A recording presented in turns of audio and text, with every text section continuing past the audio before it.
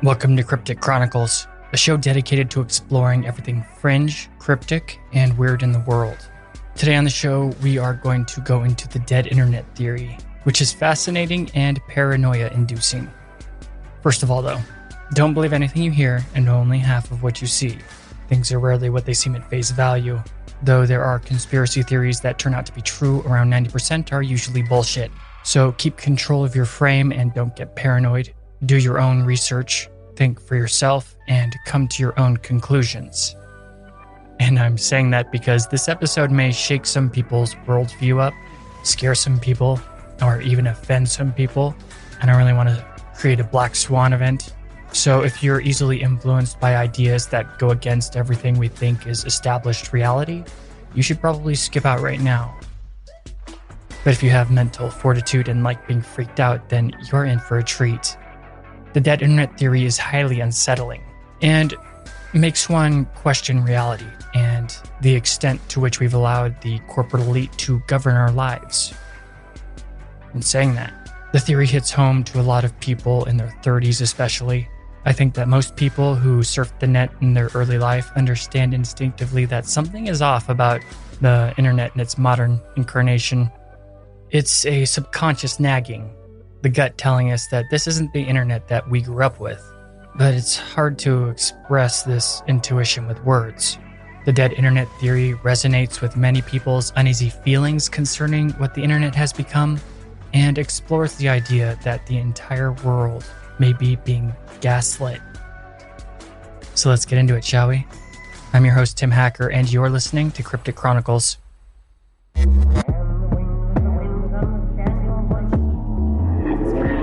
Strongest emotion of mankind is fear. And the oldest and strongest kind of fear is fear of the unknown.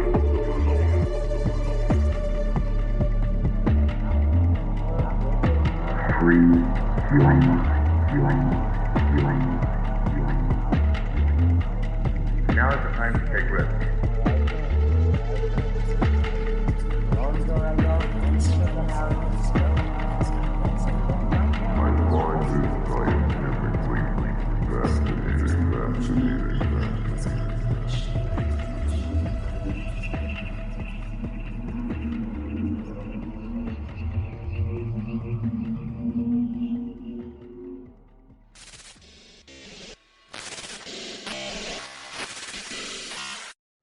Illuminati Pirate is the genius mind behind the dead internet theory. I give him all credit concerning this topic and suggest that you check it out if you'd like to see the info for yourself.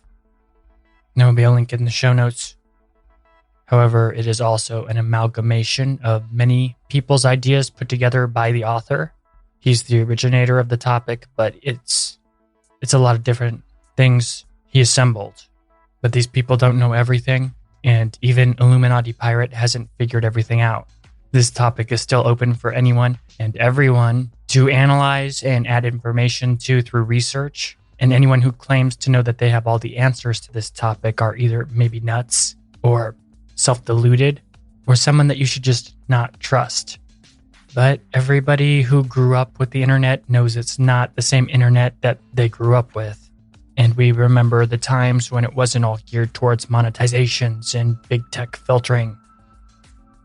The entire dead internet theory revolves around the idea that its modern incarnation is actually mostly empty, and the internet of the late 90s and 2000s is gone.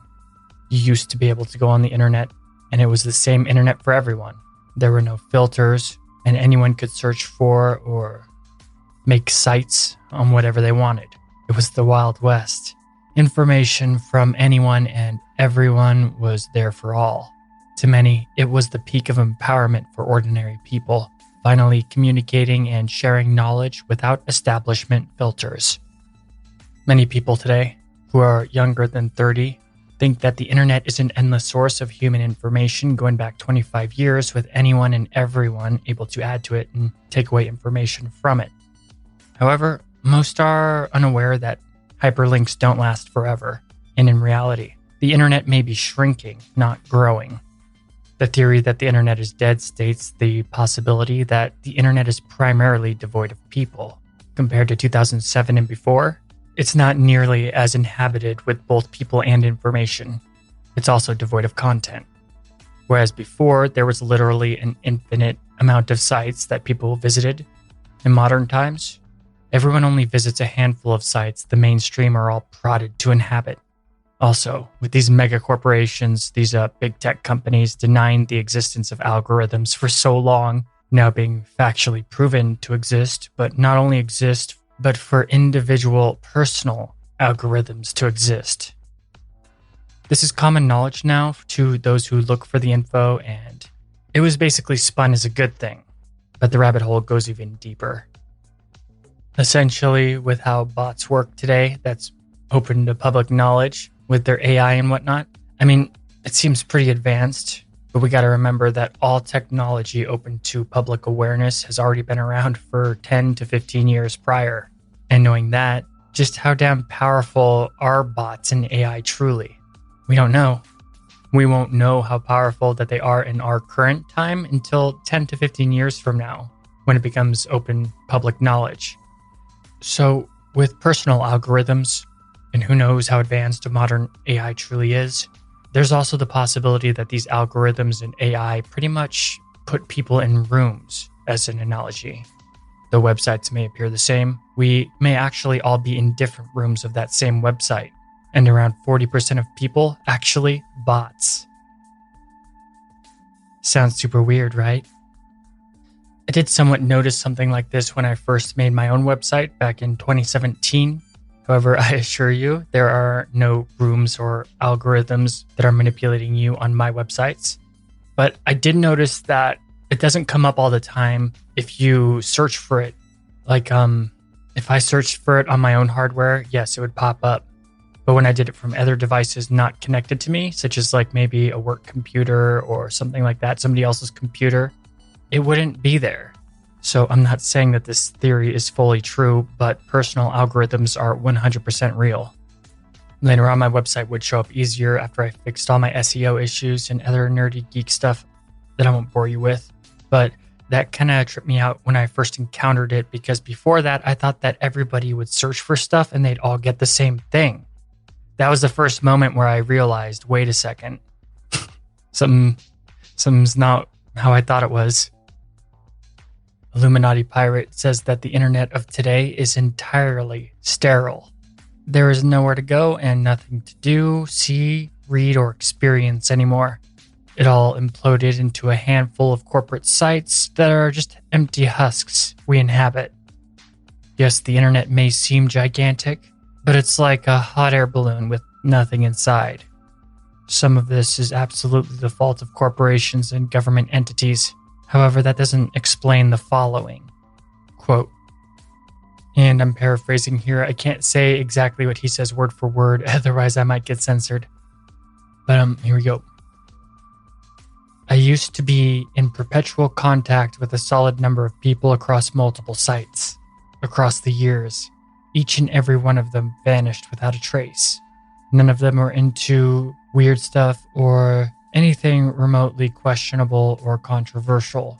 Yet, they all simply vanished in a puff of smoke, no matter the site, no matter the communication platform. There was no goodbye or explanation. I've seen the same threads, the same pics, and the same replies reposted over and over across the years to the point of me seeing it as unremarkable. Simply put, thread A would be posted in, say, 2015 and would get its share of replies or pics. Then that very same thread with the same text, pics, and replies would appear in 2016 and beyond.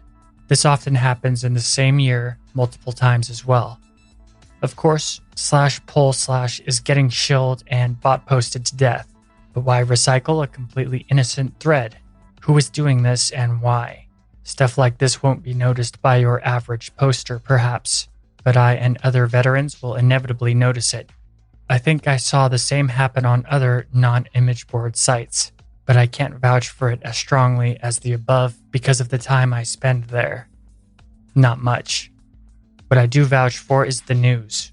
I've seen news about this or that new and unusual or shocking event this year, year after year after year. but it's the same goddamn event, usually moons or asteroids.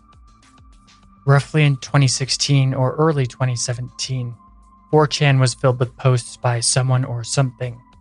It wasn't spam.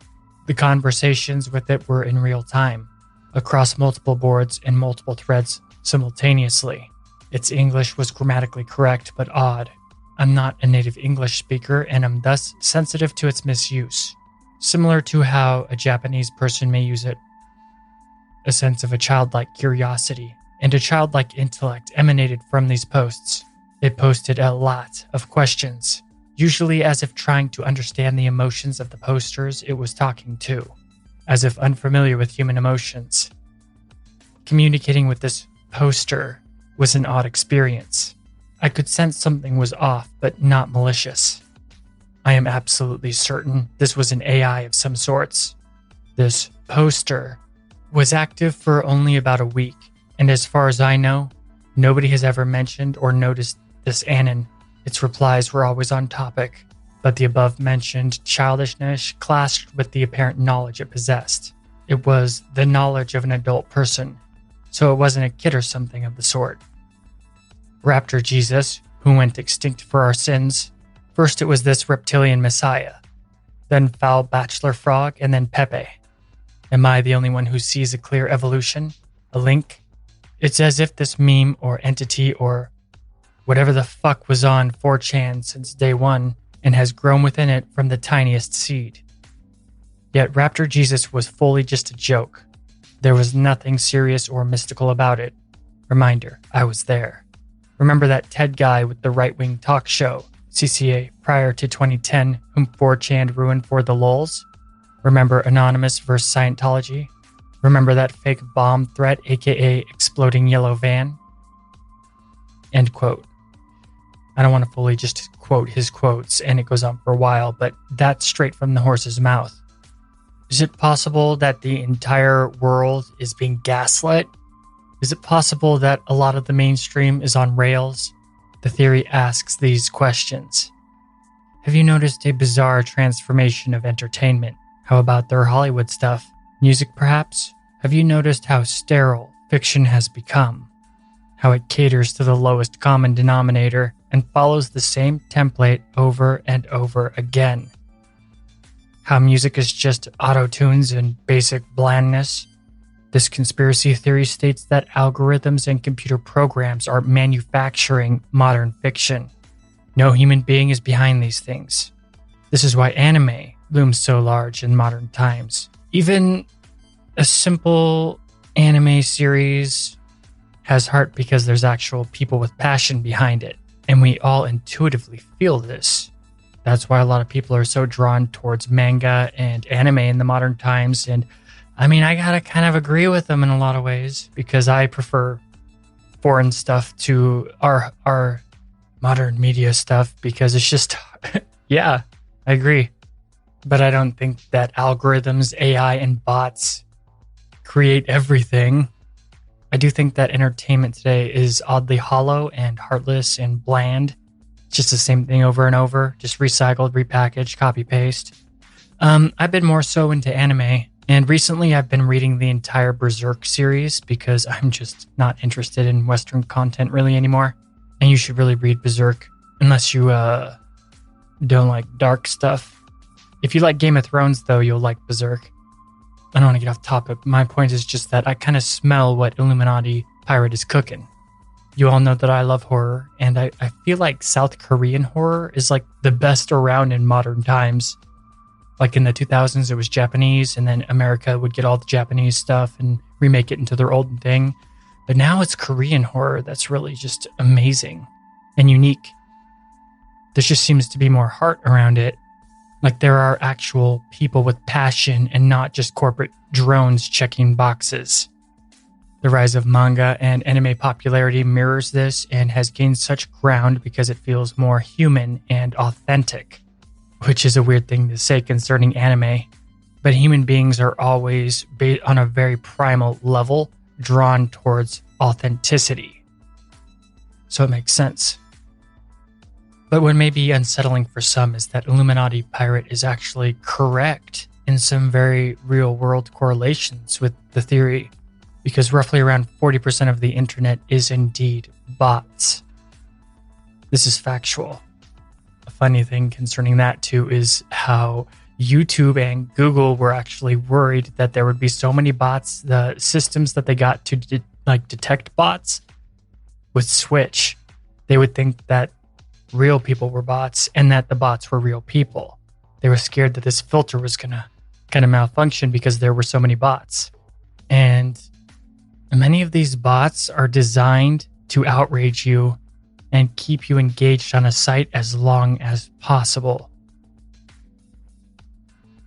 There's aspects of this theory that I very much really do vibe with, especially when there's empirical evidence to back it up. But at the same time, there's a lot that I can just outright dismiss concerning this theory. However, that's just my own subjectivity, though.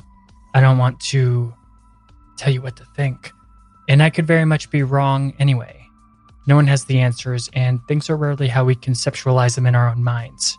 Just make sure to keep that critical thinking filter up. An open mind is only keen if it's balanced with skepticism. And Illuminati Pirate goes pretty deep into tinfoil hat territory, saying that many online personalities are fake people, such as YouTube content creators who talk about this or that, and possibly many politicians, actors, and so forth may not even exist. Gotta remember, all technology that we see today is up to 15 years old. Who knows how advanced algorithms are, and CGI and deepfakes are far more advanced than we are led to believe, and we can't even trust our eyes anymore. If you don't know what I'm talking about concerning deepfakes, I suggest you go look for it because they're pretty impressive now. So just imagine how advanced they truly are behind closed doors. Many people, events, news, and so on may be wholly fictional. I mean, it's hard for me to say. I can't tell the difference between the real people and the deepfakes sometimes. They're so good right now. They're pretty amazing. But then again, this becomes very subconsciously unnerving to entertain because it means we very well may be living in a world that has a lot in common with the Matrix movies. But I mean, come on, let's face it. It's pretty objective that our perception of the world is mostly smoke and mirrors. The theory also states that the internet that people interact with is different based on personal algorithms that filter all you're able to see and search, which is true. But it also says that there's different internets based on if you're using your phone, desktop, or whatever. An experiment you can do is go to any busy popular site like Facebook or whatever and check in and out using different devices. Eventually, you'll start to notice that there's different comments, different likes, and stuff like that. By spending a couple days randomly checking in this manner, you'll notice quite the difference. I experimented with this personally for a bit and didn't notice anything. But I'm not really a social media person and can't stand being on those types of sites for too long. However, I do remember experiencing some anomalies here and there concerning this part of the theory. Not necessarily when I was looking for it, but, in the past, if you think about it, I'm pretty sure you can remember a couple times that weird stuff was going down. And like you, I just thought it was glitchy in the past, but I'm going to be much more discerning and inquisitive from now on. But to think that it might truly be possible that a lot of the people that we interact with aren't real, well, that's just seems sci-fi and dystopian, but it's very much a possibility. The theory also states that there is some sort of internal big tech civil cold war going on. They're not necessarily all united or out for the same stuff or work together, which is it's probably good, because if they were all working together, we'd be totally screwed. But there is definitely an information war going on, to which I do agree with. And it seems like some plans were ruined concerning a long-term project of clandestine forces. However, it was not the first time that plans like this have been ruined, because the theory also states that it's been in the works for a while and gives a rough timeline for the most part. And this timeline is pretty creepy because a lot of the things on it can be objectively proven from empirical evidence. And we'll briefly check that timeline out after a quick break. You're listening to Cryptic Chronicles.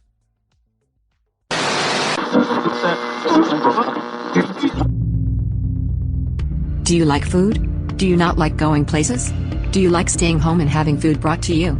Well, you're in luck, because a thing called Blue Apron exists.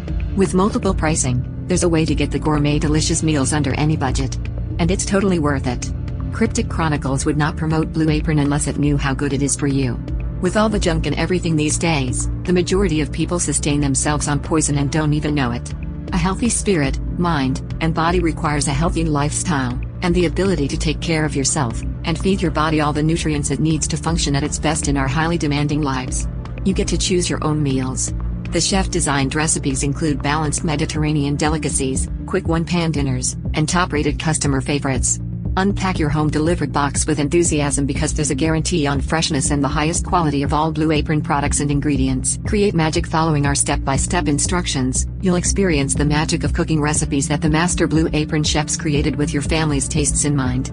With step-by-step instructions, so you never miss a beat and have to get frustrated about making the meal. I know I do that. At least, when I'm not eating a delicious Blue Apron meal that is responsibly sourced, quality ingredients like fresh produce, sustainable seafood and exclusive spice blends means you're going to have a meal that's top tier over the common fast food garbage most people eat.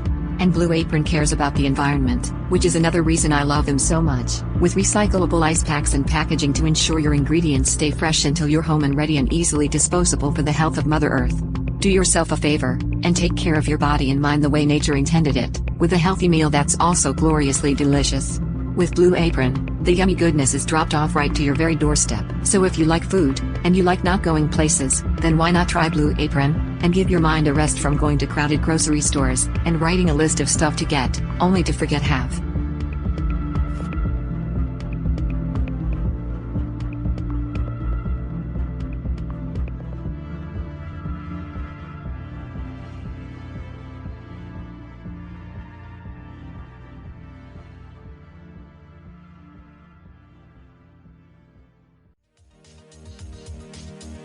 $30 off weed with code PODCAST? Did someone say $30 off weed with code PODCAST? Amuse delivers over 500 high-quality cannabis products from the Bay Area brands you love at everyday low prices. You can also rest assured that everything will be up to your high standards. So what are you waiting for? Start shopping now at amuse.com. Use promo code PODCAST to save $30 off your next order. That's amuse.com.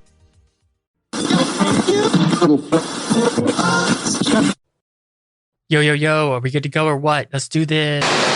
I'm back. I assume you know what DARPA is? Well, DARPA had a project going that was cataloging everything that there is to know about all Americans, to which obviously many freedom-loving Americans railed against, and it was shut down in 2004.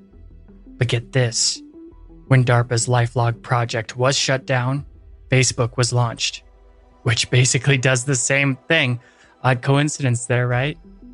And in 2004, all the way through to 2012, the NSA picked up DARPA's project and renamed it, calling it the Total Informational Awareness Project. Link in the show notes, so you can prove to yourself that it's a real thing in the real world and not a conspiracy theory. But the project is basically all about spying on and collecting information on literally everyone. In 2012, the Smith-Mundt Modernization Act gave the U.S. government full legal authority to use propaganda against its own population, undoing rules which were put into place after Operation Mockingbird's discovery and the Church Committee. Link in the show notes, so you could see that this is real-world stuff here, and I urge you to verify for yourself. But the United States government has a legal authority to use propaganda against its own people, which is ridiculous. And in 2012 through 2016, a massive amount of DARPA and NSA contracts were given to Google, Facebook, Amazon, etc. Think of the big tech oligarchy? They're hand in hand with the NSA and DARPA. In 2016, leaked memos dating back to 2016 found in 2018 of Google's Selfish Ledger project. Link in the show notes. Also in 2016, Google released a bunch of neuro-linguistic machine learning programs. In 2017, deepfake leaks start to be released. In 2018, Reddit, YouTube, etc. vote and view counts are fake and completely manipulated. Again, link in the show notes. Though on that last bit, it doesn't mean that everything's entirely fake. That would just be ridiculous. Obviously, there's people clicking like and watching stuff that really exists. It's just that if it goes against what they're trying to push or what they don't want people to see, basically if there's an agenda behind it, it's usually manipulated in some way. It's pretty obvious what the theory is suggesting here, but pretty much it's that the US government is engaging in artificial intelligence-powered gaslighting of entire countries. I mean, come on though. I think most people are kind of aware, even subconsciously, of this reality to an extent. I was pretty aware of this after reading The New Rules of War by Sean McFate. If you know me, you know I'm a sucker for strategy, tactics, and conflict. My favorite book of all time is easily The Art of War, and I have read it more times than I can count. And for many, many, many years, Sean has been on the front lines of deep state conflicts and has studied and taught the history and practice of war, like across the world. It's a fantastic book. He's seen firsthand the horrors of battle and understands the depth and complexity of the current global military situation. And in the book, he details how the real war is information, propaganda, and proxies in our era. There are international criminal empires that have no loyalty to a country or state, with borders meaning little to nothing to them. And mercenaries in information war are the future of conflict in our era because traditional warfare just doesn't work anymore, especially with all of our super weapons that could destroy the world 100 times over with just the push of a button. It's an awesome book and you should read it if you want to have a clearer view of the current world stage. I should warn you though, if you go too deep into this kind of rabbit hole, it makes interacting with normies when they talk about these topics kind of a test in patience. Like everybody wants the classical, oh, we have our armies and we're going to conquer here and send our troops here and there and blah, blah, blah, blah, blah. It's like that time is gone. The future of war is mercenaries, proxy wars, subterfuge, etc. And it may sound kind of horrific and scary, but slowly as we go into the future, our borders will start to kind of disappear slowly. Not cultures, don't get me wrong. I'm not trying to go into the, like, what's the right word? You know, like the NWO agenda, like a lot of people say or whatever. It just seems to be the natural way that we're progressing and evolving as a species. Nature's favorite way of making anything progress and evolve and innovate is through conflict, through struggle. So the more technologically advanced we get, that struggle and conflict isn't going to go away. It's just going to change form, which it is doing right before our eyes. Anyway, I don't want to go too into that. If you want to check out the book, go ahead and look for it. I'll leave a link because I digress. My point is just that the information war aspect of the dead internet theory is verifiable and not going anywhere. A lot of what we see is straight up theater. What's said in the book coincides nicely with the dead internet theory. There's a large-scale, deliberate effort to manipulate culture and discourse online and in a wider culture by utilizing a system of bots and paid employees whose job it is to produce content and respond to content online in order to further the agenda of those they are employed by, which is usually just to keep you engaged on that website as long and as much as possible by any means necessary. Allegedly, we've already seen this in foreign nations influencing elections by manipulating advertising algorithms on social media in order to push specific candidates and completely indoctrinating and addicting people through positive feedback loops and dopamine feedback loops. When humans are raised with the indoctrination of requiring validation, the mind will seek out recognition through information they spread or absorb. You'll notice that other than YouTube, there's no dislike button, and YouTube has been trying to get rid of the dislike button for years. It's a throwback to when the site was unfiltered and whatnot, back when it was really about individuals making videos. But through only having positive reactions, these sites subconsciously push only positive or accepted opinions. People become too cowardly to risk not getting their validation, not only from an emotional need, but just their desire to be accepted by others. So they will stick to what they see as acceptable things to say and think, making negative opinions obsolete and forcing herd narratives. The theory goes on to state that this is responsible for the obsessions with trends and a need to always, quote unquote, listen to the experts even if they are bought and paid for through corporate funding. Everyone has become copy-paste, with little in the way of individual thinking or authenticity. It's this instantaneous positive feedback loop that gets people hooked on tribalism and polarization. It creates the need to be in the know concerning trends, not to miss out, and to play it safe and accept what everyone else has already accepted. So essentially, the internet, which was supposed to liberate and democratize media for ordinary people and create whatever content they want, has been hijacked and become the tool of corporate elite. Bots, algorithms, and filters are the future. The internet used to be all about individual content creation and making and talking about whatever you want. No corporate algorithms were controlling what everyone saw, and anyone could look up any information without any problems. There were no paid influencers manipulating people, bots, algorithms, or focused witch hunts because the internet was free and there was complete anonymity. No mega corporations selling your data and tracking your every move and the like. Now, I know I said this, but we got to remember that all technology made aware to the public is about 10 to 15 years old. Think about what we know about bots and what they are capable of now. Well, jack that up to 100 and you probably have a closer look at just how advanced the technology truly is. After all, there are bots that can do things way faster than how fast we can type or click a mouse. These bots can easily pose as people and repeat opinions more and more and more at the speed of light. Even if someone has anonymity online and tries to oppose the bots and their opinion that they're spreading, there's no way that a human can influence a bot. It's the ultimate weaponization to manipulate the gullible public, and anyone with an agenda can use a bot.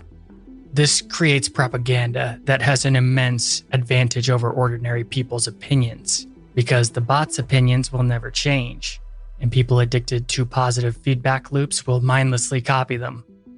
Hence, why the internet feels so empty and soulless lately. Narrative Science is one of the first companies to get really into this AI stuff, and it's been under the public's nose for a long time. Narrative is the opposite of the truth. Well, not really, but what I mean is it's narratives are it's altering reality or information or other things to a specific point of view that you want to spread, not necessarily the truth. And it's because of all this AI stuff that the theory says that society is becoming artificial due to feedback loops, bots, algorithms, and hand-picked influencers.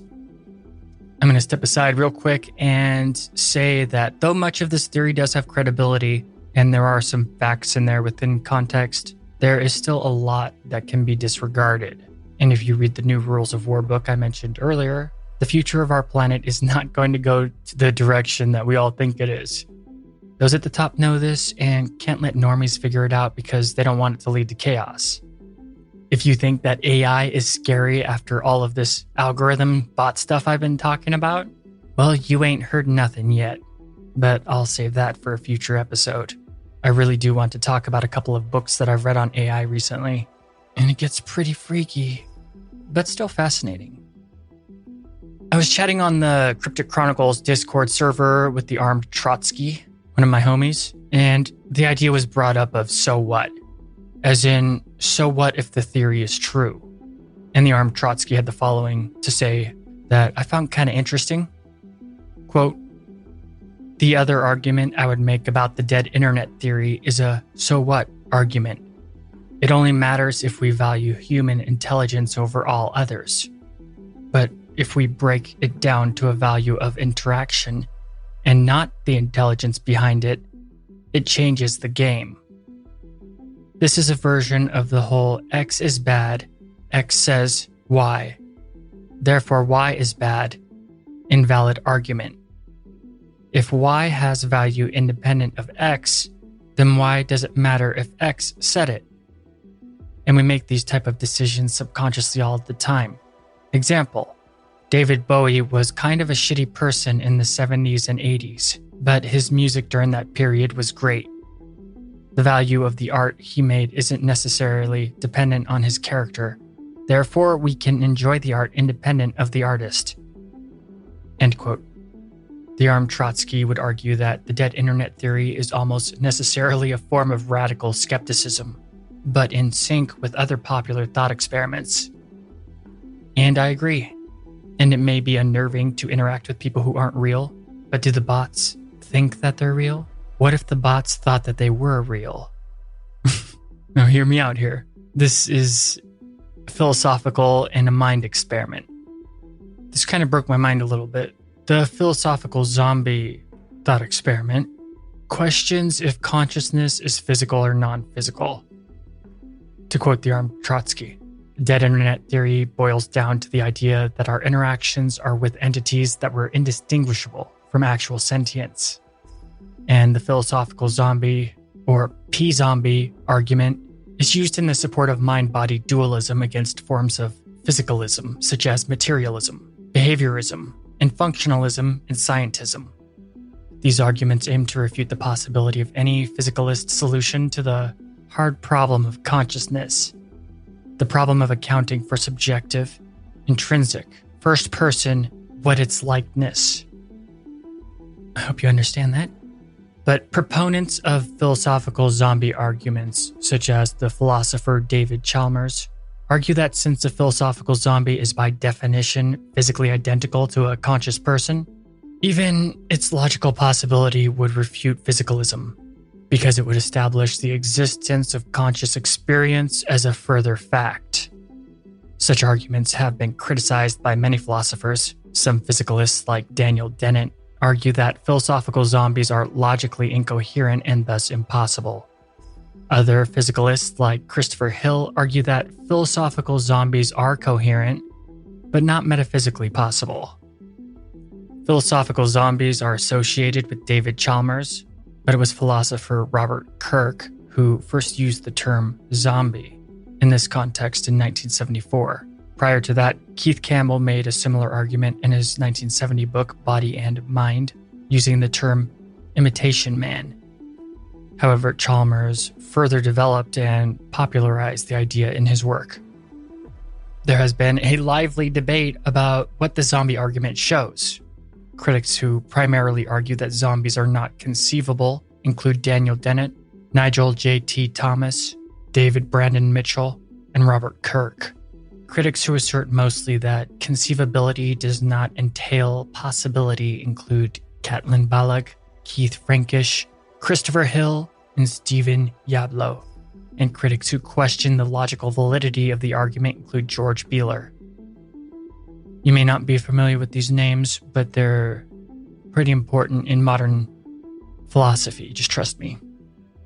In his 2019 update to the article on philosophical zombies in the Stanford Encyclopedia of Philosophy, Kirk summed up the current state of the debate.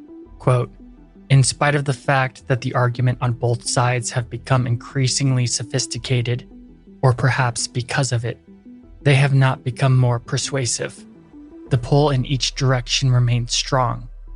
A 2013 survey of professional philosophers conducted by Bourget and Chalmers produced the following results.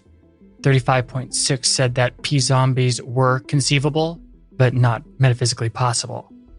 23.3 said that they were metaphysically possible, 16% said that they were inconceivable, and 25.1 responded, other.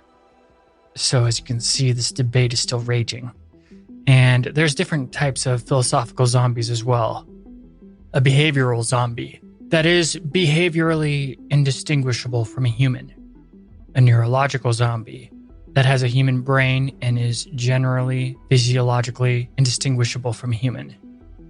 A soulless zombie that lacks a soul.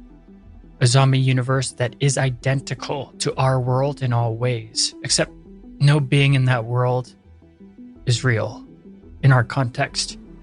At least that's what Wikipedia has to say on the matter, and to be honest, I'm not really good at explaining it. If you want to learn more about the P-zombies, then go ahead and look it up yourself, because I did not do a good idea of explaining it. But do you think that there could be bots that replicate sentience to the point that they're indistinguishable from humans? If so, what would this mean for the future? The armed Trotsky says that the P-zombie theory isn't actually a real position people hold, but a thought experiment that shows if one only relies on naturalism/physicalism, one can't distinguish between sentience and a P-zombie. In essence, if you stick to the paradigm that most people are programmed with from birth, you would never be able to tell. And depending on where you're coming from, the philosophical zombie thought experiment will make you question reality pretty hardcore.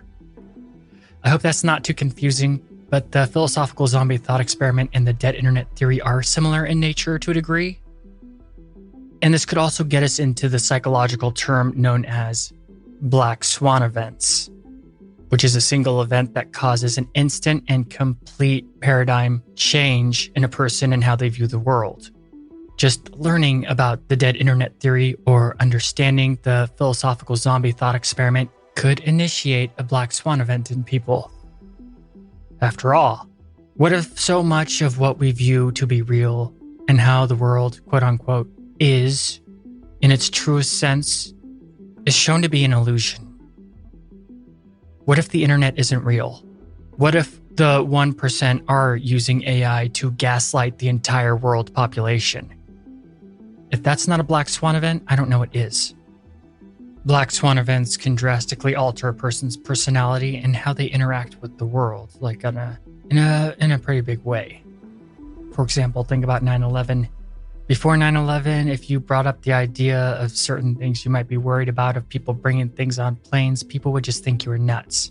After 9/11, though, let's just say you can't even really bring anything on a plane other than your clothes.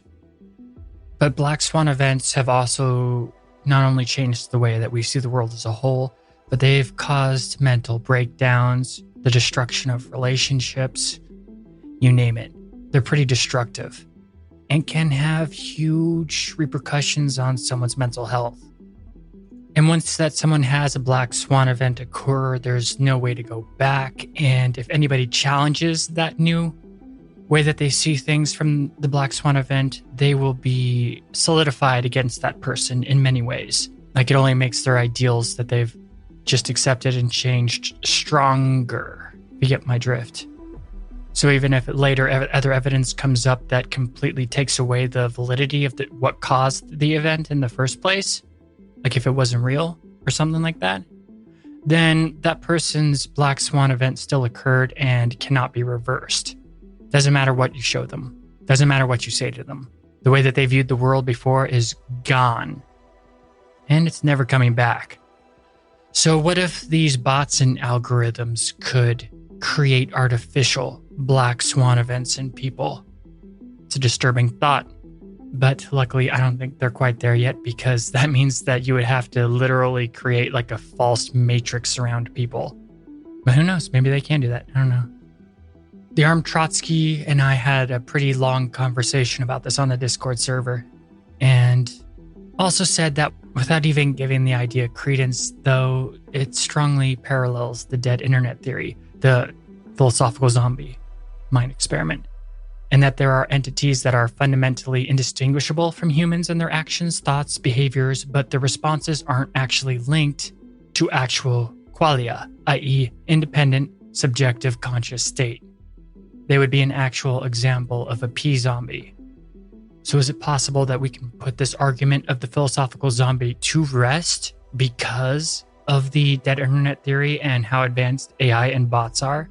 Because they could legitimately exist now in a very objective way. There was some pretty ridiculous breakthroughs in robotics, which perfectly aligns with what we're talking about and may foreshadow a pretty interesting and darker, not necessarily darker, but not what we thought would happen in humanity's future concerning AI and robotics and whatnot. And we'll get into it after a short break. Don't go anywhere.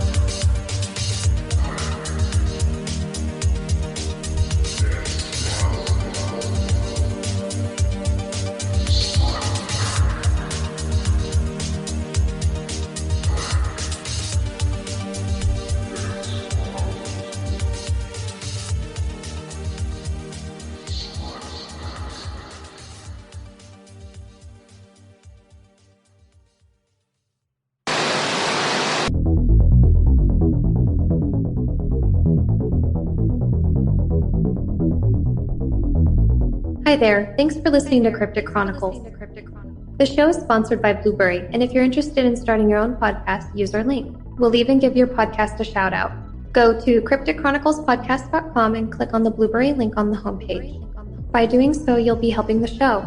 Blueberry is optimized for iTunes as well as all podcast hubs. You won't have to worry about expensive contracts or fees. In fact, you won't have to leave your own website. You'll have your own RSS feed and no third-party sites. Try it for a month free by going through Cryptic Chronicles. Also, if you're a fan of cryptic content, please support the show on Patreon. By giving just $1 a month, you can really assist us in posting more content frequently. You'll also have access to bonus ad-free episodes of the show and the Discord channel.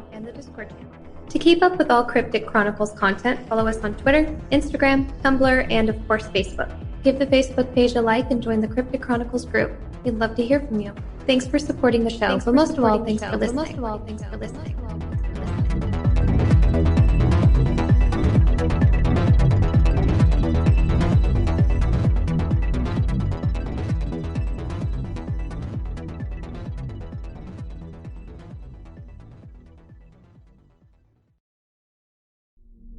All right, I got a fresh cup of black coffee, so I'm good to go. Let's get into some robotics.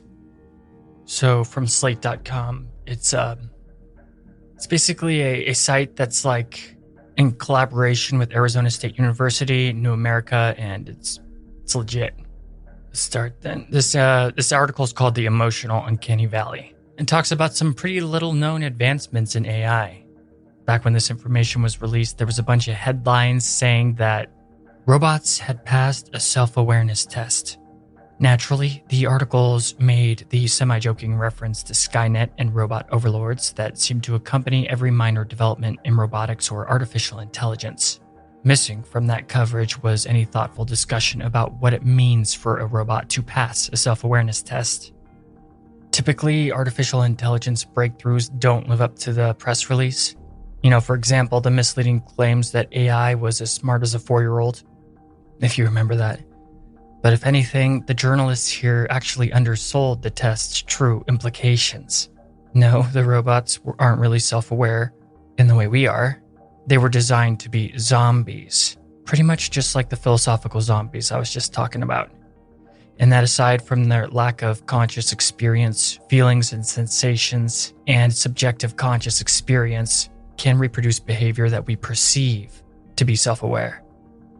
How humans relate to these robot zombies will likely be an enormous social problem, a kind of emotional uncanny valley that robot designers will need to use every trick in their toolbox to surmount if robots will live among us.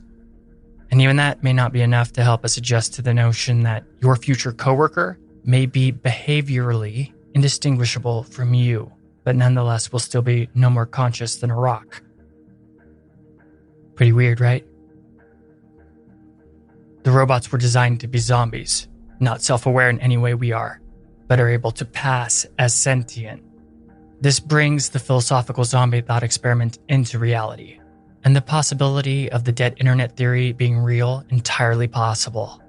These AI will show all the signs of a sentient, self-aware human and even show pain in a physical sense, while not truly feeling anything concerning, the robotics aside.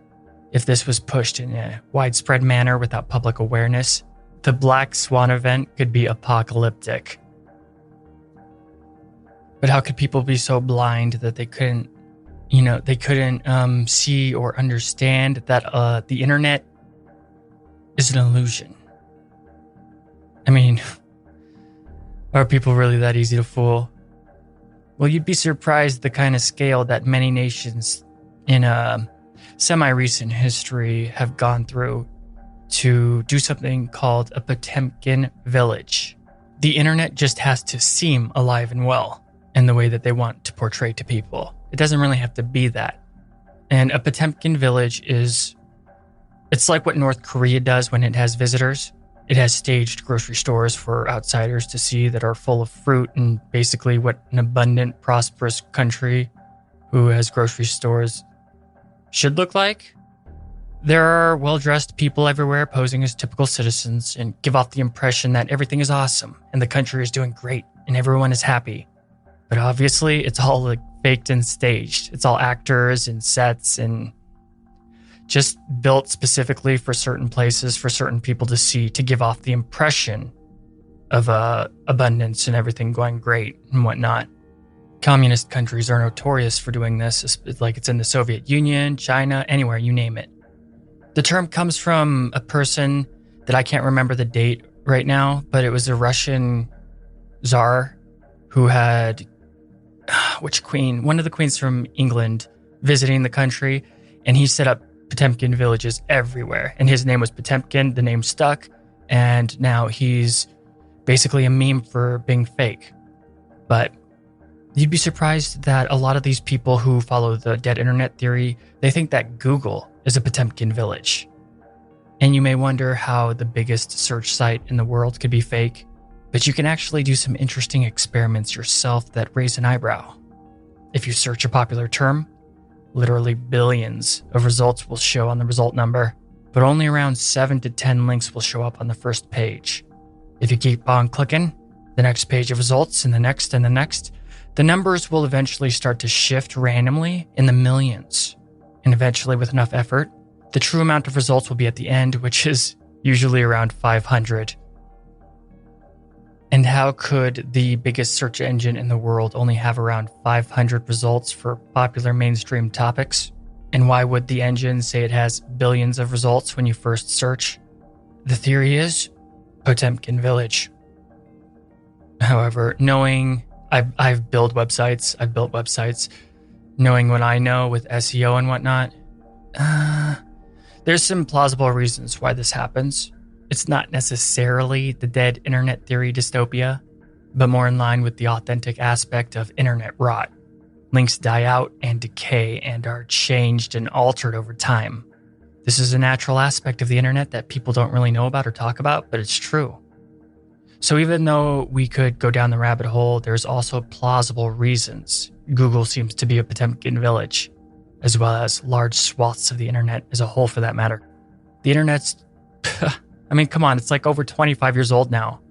And for years, people have thought that it's an endless amount of accumulated human knowledge that just grows and grows and grows with an endless amount of possible information in it. But this is a misconception. Sites and links and information on the internet must be maintained. This all requires constant maintenance. I gotta do my maintenance on stuff like a couple times a week. So yes, the internet does steadily grow, but it also shrinks consistently. The shrinking comes from link rot and content drift.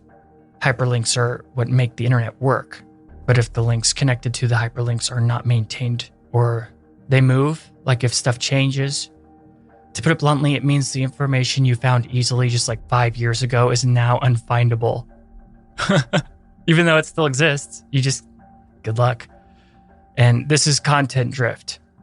It's like a boat drifting off into an endless ocean out of sight. But content drift isn't nearly as damaging to the internet as link rot. Link rot means that whatever information was there is just now bye-bye for good, and there's no way to fix it. Whereas with content drift, it can be fixed if you can find the stuff and relink everything. So a skeptic could easily say that the anomalous results in Google searches are from link rot, and their argument would not lack merit, though not be correct at the same time. But whether on purpose or from link rot and content drift, Google is kind of a Potemkin village to a degree, just from objectively looking at it, because a lot of the stuff isn't real or there anymore that it tries to tell you is in the results. Those results don't exist. Billions and billions of results. And link rot actually even affects the United States government, with thousands of Supreme Court cases, links no longer usable. And this is the highest level of government. So if that's a thing, then a lot of the internet is very much dead. Or is it a zombie? Because since the birth of the internet, 70% of its links don't work anymore. And yes, you heard that right. 70% of the links on the internet don't work anymore. What is going on here, right? The internet is mostly dead. 40% bots, echo chamber algorithms, and AI manipulation. There's definitely something fishy out there. The internet thrived because it was decentralized, lacking a center or controlling authority. Starting with the rise of smartphones back in 2007, it became increasingly centralized, to the point where only 6 companies control its content and seem to be colluding together. And a focus on profit from ads became the sole focus of many such companies instead of diverse knowledge and accumulated wisdom of the masses in history and everything. And this push created the dark web. Well, the dark web was always there. That's not necessarily true. But it greatly cultivated the dark web and the deep web. Yes, they're different. And who knows, maybe a second decentralized internet is just around the corner. We can call it Internet Part 2, The Revengeance. And it can be the decentralized Wild West awesome internet like that of the long, long ago, before the dark times, before the coming of the mega corporation empire. I'm sorry. But always remember that humor is the best cure for everything. Oddly enough, though, this modern world of ours, with all the information warfare and whatnot, has actually weirdly been predicted. The following clip comes from Metal Gear Solid 2: Sons of Liberty, which was released all the way back in 2001. At the point of the game where we're at, where I'm going to show you the clip, the secret agent, he's a secret agent, and he's basically finding out that the people who have been guiding him the entire time are actually not real people, but AIs. Not only that, but the Patriots, a group of these secret society type organization people behind all of the stuff going on that they think are bad guys that they're looking for, are actually not humans at all, but they're AIs that run the American government and the internet. So let's check it out real quick, because it's basically the dead internet theory and legitimately aspects of our modern world. Raiden, are you receiving? We're still here. How's that possible? The AI was destroyed. Only GW. Who are you? To begin with, we're not what you'd call human. Over the past 200 years, a kind of consciousness formed layer by layer in the crucible of the White House. It's not unlike the way life started in the oceans 4 billion years ago. The White House was our primordial soup, a base of evolution. We are formless. We are the very discipline and morality that Americans invoke so often. How can anyone hope to eliminate us? As long as this nation exists, so will we. Cut the crap! If you're immortal, why would you take away individual freedoms and censor the net? Jack, don't be silly. Don't you know that our plans have your interests, not ours, in mind? What? Jack, listen carefully, like a good boy. The mapping of the human genome was completed early this century. As a result, the evolutionary log of the human race lay open to us. We started with genetic engineering, and in the end, we succeeded in digitizing life itself. But there are things not covered by genetic information. What do you mean? Human memories, ideas, culture, history. Genes don't contain any record of human history. Is it something that should not be passed on? Should that information be left at the mercy of nature? We've always kept records of our lives, through words, pictures, symbols, from tablets to books. But not all the information was inherited by later generations. A small percentage of the whole was selected and processed, then passed on. Not unlike genes, really. That's what history is, Jack. But in the current digitized world, trivial information is accumulating every second, preserved in all its triteness, never fading, always accessible. Rumors about petty issues, misinterpretations, slander. All this junk data, preserved in an unfiltered state, growing at an alarming rate. It will only slow down social progress, reduce the rate of evolution. Right. You seem to think that our plan is one of censorship. Are you telling me it's not? You're being silly. What we propose to do is not to control content, but to create context. Create context? The digital society furthers human flaws and selectively rewards development of convenient half-truths. Just look at the strange juxtapositions of morality around you. billions spent on new weapons in order to humanely murder other humans. Rights of criminals are given more respect than the privacy of their victims. Although there are people suffering in poverty, huge donations are made to protect endangered species. Everyone grows up being told the same thing. Be nice to other people. But beat out the competition. You're special. Believe in yourself and you will succeed. But it's obvious from the start that only a few can succeed. You exercise your right to freedom, and this is the result. All rhetoric to avoid conflict and protect each other from hurt. The untested truths, spun by different interests, continue to churn and accumulate in the sandbox of political correctness and value systems. Everyone withdraws into their own small gated community, afraid of a larger forum. They stay inside their little ponds, leaking whatever truth suits them into the growing cesspool of society at large. The different cardinal truths neither clash nor mesh. No one is invalidated, but nobody is right. Not even natural selection can take place here. The world is being engulfed in truth. And this is the way the world ends. Not with a bang, but a whimper. We're trying to stop that from happening. It's our responsibility as rulers. Just as in genetics, unnecessary information and memory must be filtered out to stimulate the evolution of the species. And you think you're qualified to decide what's necessary and not? Absolutely. Who else could wade through the sea of garbage you people produce, retrieve valuable truths, and even interpret their meaning for later generations? That's what it means to create context. I'll decide for myself what to believe and what to pass on. But is that even your own idea? Or something Snake told you? That's the proof of your incompetence right there.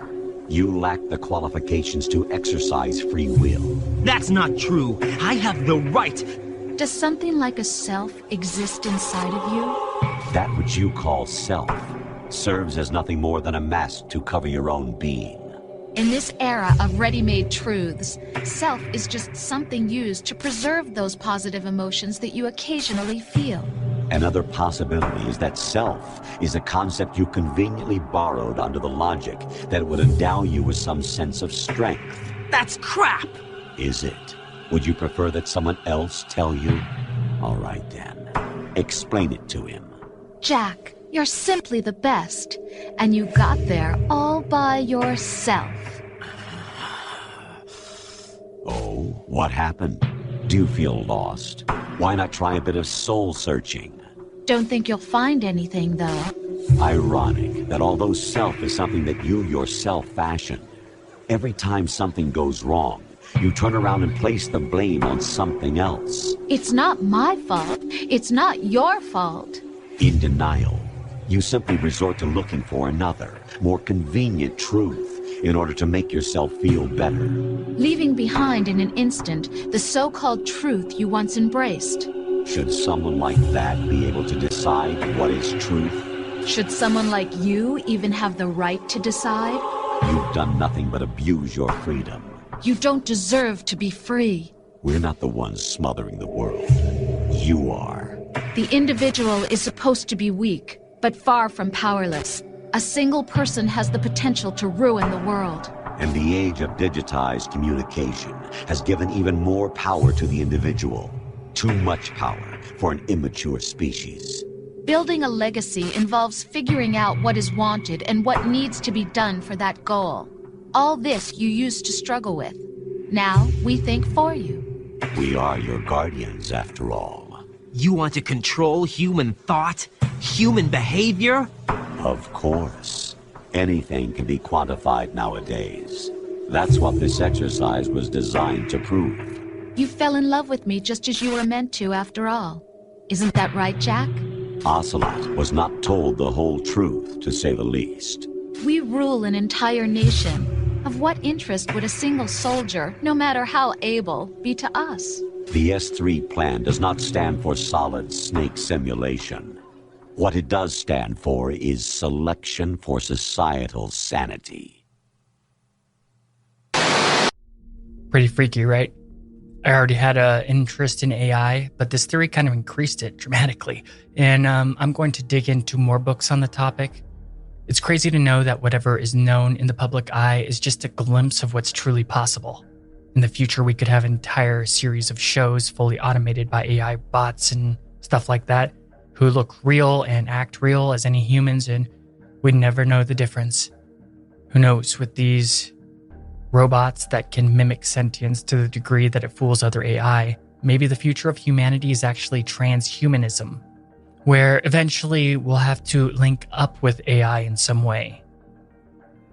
And of course, that's going to piss a lot of people off immediately, me saying that, and I know that, and they should be very keen on keeping an eye on that kind of stuff. But of course, there's also the people who, if that does happen, they'll want to remain pure, like purely human. But I mean, if your competition can think a million times faster than you in complex ways beyond our current comprehension, then what's the point of remaining fully human? You'll basically just be, the AI / like transhuman people or whatever, they may be cool about it and let you survive without messing with you, but you'd pretty much just be a zoo animal. A free zoo animal, I guess, but you would have no relevance in the society anymore, especially if we go interplanetary. But that also at the same time makes me think of, okay, so if we become like half AI, half normal human and become transhuman, that also makes it more possible for authoritarians to control us. But I'm just thinking out loud, FYI. I'm not trying to push transhumanism or anything like that. It's just, I was talking about it in one of the books I've been reading recently. However, there is a lot of conspiracy people out there who think that that's the end goal. Especially if you get into the UN conspiracy theories. Hell, even mainstream people think that, like Elon Musk, for example. And you know the elite are going to hop on that as soon as possible. And what would happen then? Would there be two distinct branches of the human race? Or would we all go in together, decide to go in together? What if the AI that can mimic sentience perfectly start to think that they're the real sentient entity and us humans are the fakes? I have so many questions and thoughts on this topic. So baffling. But what about you? Would you take a super upgrade and become transhuman? What if the opposing option was to be left in the dust and live a way harder life than otherwise? But then again, what would this transhumanism mean concerning free will? Like I said, you'd be a lot more easy to influence through technology. But is free will even real now? Especially concerning all the knowledge that I've gained on the subconscious mind and the unconscious, and just how much we aren't us, and all of our thoughts and opinions and ideas are from exterior sources, through the mainstream media, through being raised in culture, through all everything, through subliminal messaging, conditioning, whatever. It makes one question if free will is a real thing in the first place. And then you bring in quantum physics, quantum mechanics on top of that, where it's just like, is free will even real in the first place? But with the dead internet theory and the very real algorithms meant to manipulate us en masse, the future just makes me wonder, what will we define as freedom? And do ordinary people have a choice in the matter at all? They would probably be manipulated through a bunch of propaganda to not even question it. Nothing's written in stone, though. I'm just throwing spaghetti against the wall. But it brings me back to thinking also about what the armed Trotsky said, saying that, so what? So what if the dead internet theory is true? And then the Sons of Liberty, the Patriots, AI robots, saying all that stuff, who they're AIs that have good intentions, but their intention is still pretty dystopian. But it's like, so what? What's the better alternative? Complete chaos? Everybody at each other's throats all the time? I'm not going one way or the other. It's definitely food for thought. Remember that the dead internet theory is very much most likely wrong concerning a lot of things. There's a lot of it that you can just dismiss outright. But then again, there's a lot of it that is not dismissible. There's slivers of truth in there. But I gotta say, the theory does feel true. Like it feels 100% true. It seems like it is true. AI can write entire articles now and are capable of such amazing stuff, like it's nuts. The bots are basically everywhere on the internet. The machine has its boots on everyone's necks. There is so much about the modern world that makes the dead internet theory feel real, even though it does have many disregardable attributes. All I know for certain is that the internet that I grew up with and used to love is dead.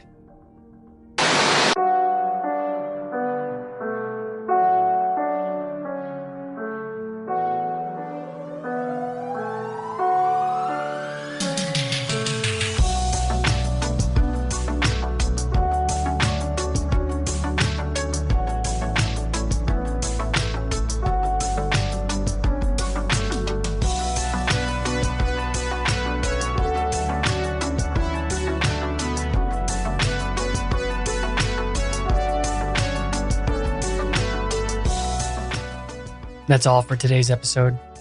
So what do you think of the dead internet theory? When I talked about it with my friends on Discord, they said it doesn't really sound like a theory. I hope I didn't cause a black swan event. Also, if my audio feels a bit off, it's actually been off since the Agartha episode, since I moved. I'm not an audio guy. I'm completely autodidactic. And that means self-taught. But what I mean is when I moved, I had everything perfect, and I got a lot of technical gear. Like, I do got pretty good gear. I just don't know how to use it.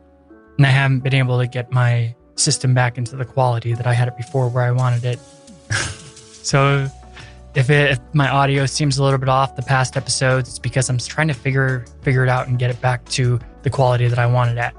My soundboard drives me nuts. Anyway, Cryptic Chronicles is available on iTunes, Spotify, Podbean, Stitcher, Google Podcasts, and basically all podcast hubs. You look for us and we're there. If you can, please make sure to like and comment or review or share wherever you hear this content on whatever platform. The interaction will make the algorithms like the episode, and we were just talking about a bunch of algorithms, so help a guy out, please. Though the show is free to listen to, the cost to produce it is substantial. Remember earlier I was talking about internet rot and stuff? Yeah, I have to maintain all of my things and my website and pay for all of these platforms. So I'm not joking when I say that. You keep the lights on at Cryptic Chronicles, and you also help keep the lights on by not supporting in other ways, just by pleasing the algorithm gods. Just that alone, you do more than your part. But if you really, really like Cryptic Chronicles and you happen to be awesome, then support the show on Patreon. For just $1, you can unlock full uncensored shows with no ads or anything like that. You'll get access to exclusive podcast episodes, and of course, podcast episodes way in advance before anyone else gets them, up to a month ahead of time, sometimes 2 months. And depending on the pledge, can even do other awesome stuff with me. And you should definitely join the Discord channel. Just go to crypticchronicles.com, and at the top, click on the Chronicler's Vault. It's a link to Patreon, and you'll be good to go. You could also just click on Patreon/Cryptic Chronicles, and that'll work too. It really means a lot to me, and thank you. Please subscribe to the YouTube channel, and the YouTube channels on Patreon you also get way ahead of schedule, like a month ahead. And speaking of awesome, I'd like to thank my current patrons: MJ Calvo, Adrian, John, Celestial Weavers, Alien X, Lorna Grubb, Paul, Linda Gonzalez, Angela Delaire, Ashley, Brad Herbert, Lawrence Lee, Patricia Coles, Kayla, and of course, our newest patron, Max. Thank you for supporting Cryptic Chronicles, but most of all, thanks for listening. And as one of the most awesome podcasters who ever lived once said, love yourself, think for yourself, and question authority.